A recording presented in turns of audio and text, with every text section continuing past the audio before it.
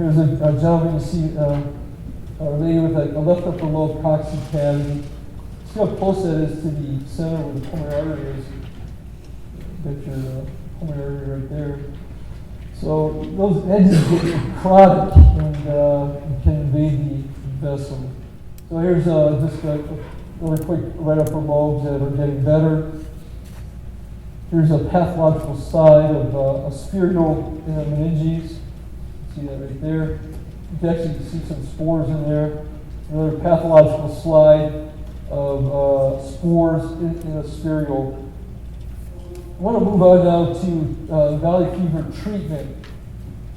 So nearly all medications, when you talk about valley fever, is FDA off-label. There's only these two drugs, ketoconazole and amphotericin, that are indicated for valley fever. So whether you treat a patient or not, when I first came here, a lot of people says, "Oh, they'll get over it anyway. You don't need to treat them." Well, if they're really sick and they make it to my office as a specialist, or they've been through several antibiotics and they're not feeling well, they're going to get treated. And there's actually guidelines available for treatment of valley fever that were published in 2005. I've got the link. I'll show you in a few minutes. But it's at the very end of the lecture if you have the slide deck. But you want to determine the severity, location, and chronicity of infection. Document that in your notes. Try to determine the presence or not of extrapulmonary cocci. The mainstay of treatments, which is called azoles, ketoconazole, itraconazole, fluconazole. Other drugs less commonly used, voriconazole and posaconazole. For more severe cases, amphotericin and its related lipid preparations. And all of us that treat valley fever are hopeful that vancomycin will someday be available. It's thought that it may be fungicidal, where all these other drugs are fungal-static. It does not kill the cocci fungus. So generally speaking, there are side effects with azoles, but they're tolerable. Studies confirm both itraconazole and fluconazole are efficacious. It can be used, both of them, for meningitis and disseminated disease. Really closely do a review of their medications. There's a lot of drug interactions, particularly warfarin and statins. I typically decrease the dose 75%, but I try to get them in with the community clinic as soon as possible so they can follow them closely. Fluconazole is really our flagship drug for valley fever. It's the most commonly used. It's best tolerated, best absorbed. Usually 400 to 800 milligrams a day. Typically for the routine coccinpneumonia, it's going to be 400 milligrams a day. It's well tolerated. You get some side effects like dry lips, dry skin. A lot of patients complain of constipation, occasionally diarrhea. We try to get them some suggestions for treating those things. Alopecia is a problem, particularly concerned women are very upset when they start losing their hair. So we recommend biotin or skin care, formula vitamins, which some people tell me helps at least slow it down. Often I'll switch if there's a major hair loss to itraconazole, which seems to cause less hair loss. But you got to monitor liver enzymes. I typically monitor every 4 to 6 weeks. Water soluble, 80% excreted in the urine. You have to have the dose for creatinine clearance less than 50%. And it's pregnancy category D. It's teratogenic. Do not use this in first trimester of pregnancy. There's an entity called Antner-Bixler syndrome, cranial facial abnormalities, pear-shaped nose, abnormal bone development. But with that said, we are using it after first trimester once embryogenesis has been completed and documented with the assistance of perinatologists because it is effective and we've had good outcomes. Now, it's very dangerous to do that, so you want to make sure you have a multi-specialty team working with you if you ever go that route. I've treated several pregnancy cases and we've used the amphotericin typically in the first trimester and then converted over to fluconazole second or third trimester. And everyone, fortunately, has done well.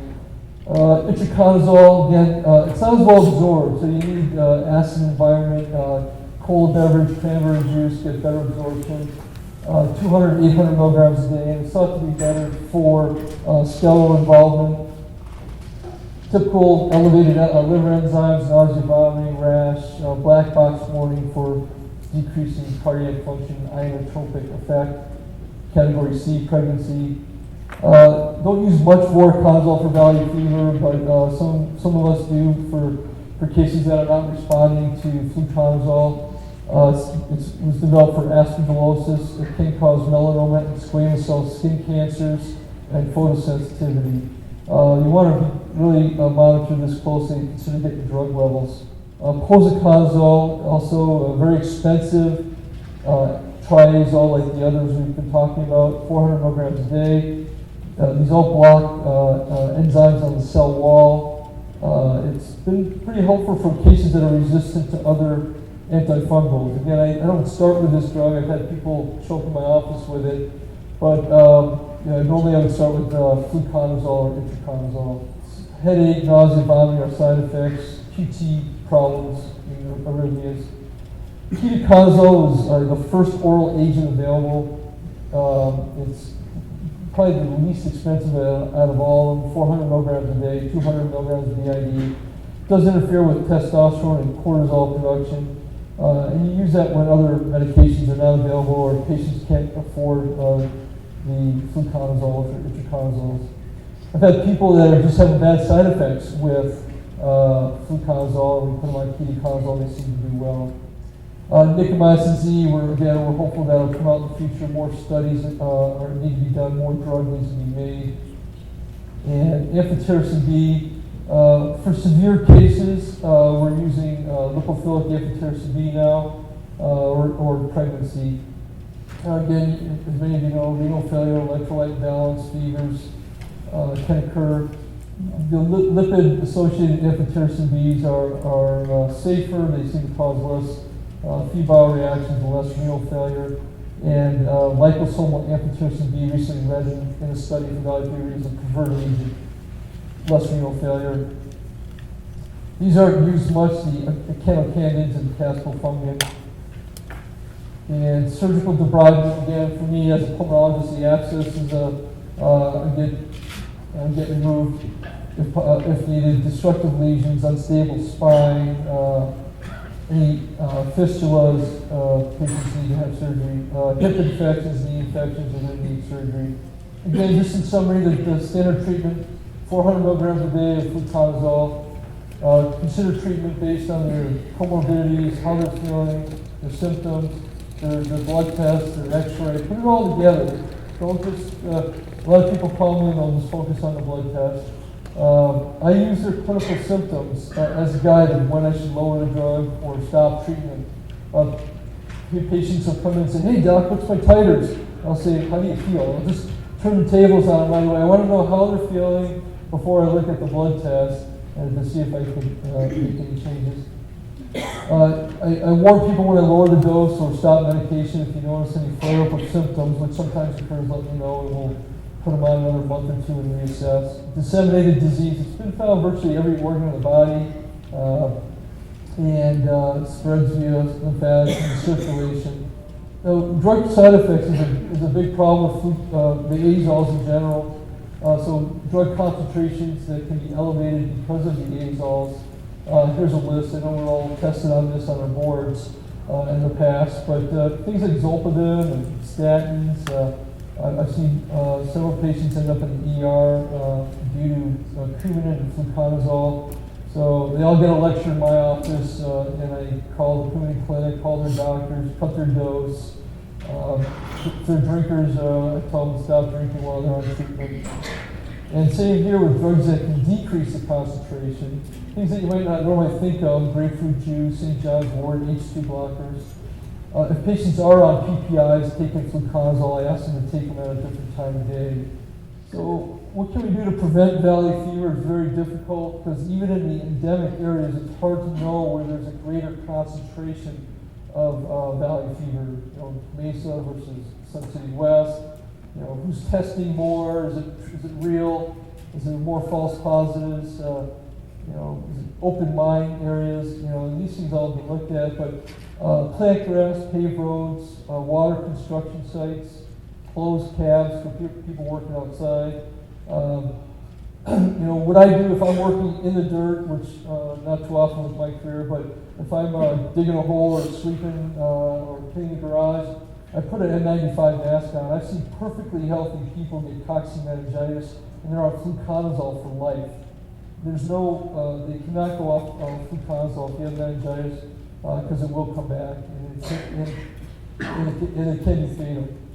And other things they're talking about is, because this is a big problem in California right now with workers, they're looking at ways to prevent it, watering down your vehicles before you take to the open road, changing your clothes at work, from home clothes, that sort of thing.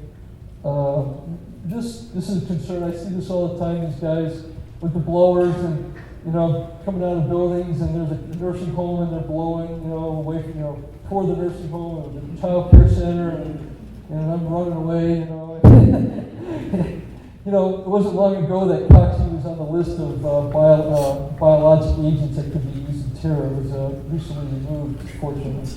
So other treatment pitfalls, you're treating valley fever and they have another problem like lung cancer. So always be on the lookout for that. You're going to sometimes have significant mediastinal adenopathy with cocci. So sometimes I'll just biopsy them, instead of wait. It's a clinical judgment. You have to decide what you want to do in that situation. The drug interactions we talked about, the rash. This happens all the time. The erythema nodosum, erythema multiforme, being called an acute allergic reaction. So use your clinical skills, avoid pregnancy, and never ever stop fluconazole or itraconazole in meningitis. Here's some resources for you. Valley Fever Center for Excellence has a very good website, and they're changing it up. Nielsen Bioscience with Spirosol also has a very good website. Mayo Clinic. Treatment guidelines is on this link. You can go to that. I'm thinking they're going to be updating these 2005 guidelines in the next couple of years. So I'd be glad to take any questions and try to answer those for you, and thank you very much.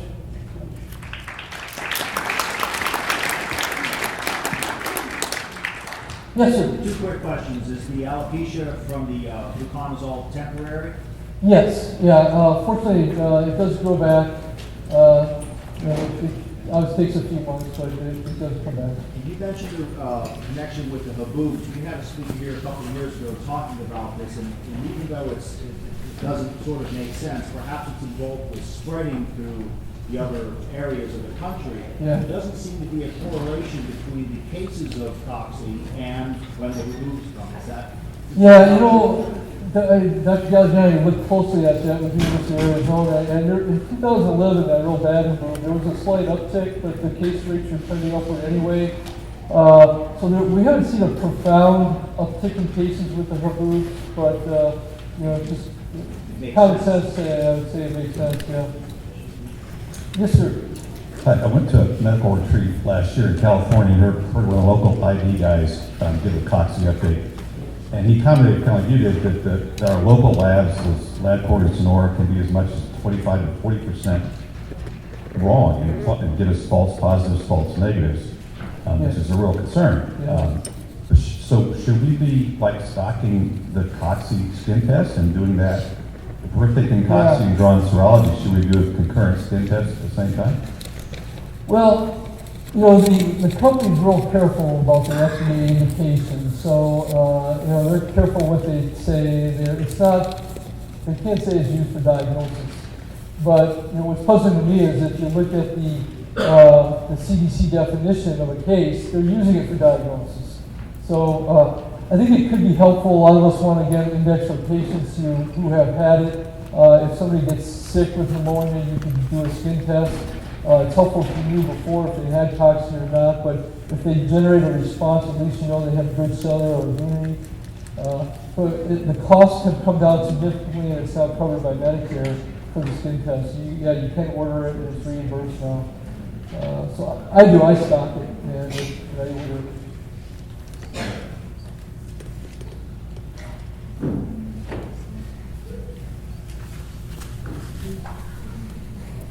So if you're in Arizona, should you do a baseline skin testing yourself? I did. I think it's a good idea. At least if you want to know if you had it. You talk to a lot of the residents and stuff, they've all tested themselves back when it was widely available. Again, it's only been back a couple of years, so a lot of people don't even know it's available even. Can you comment on why fluconazole is so expensive and if there's less expensive ways to get it? Yeah, back when about 10 years ago, there was only brand name diflucan, right? And then we were all glad when fluconazole became generic, thinking, all right, the price is going to get better. Well, it did get better for a while, and then there was, I think one of the companies stopped manufacturing it, and then the other two companies, raised the price. So it's just kind of what we're seeing generally in medicine now. All the pharmaceutical prices have gone way up. So one is less manufacturing. Two, people are just getting a little greedy with the drug costs, but that's what I'm saying.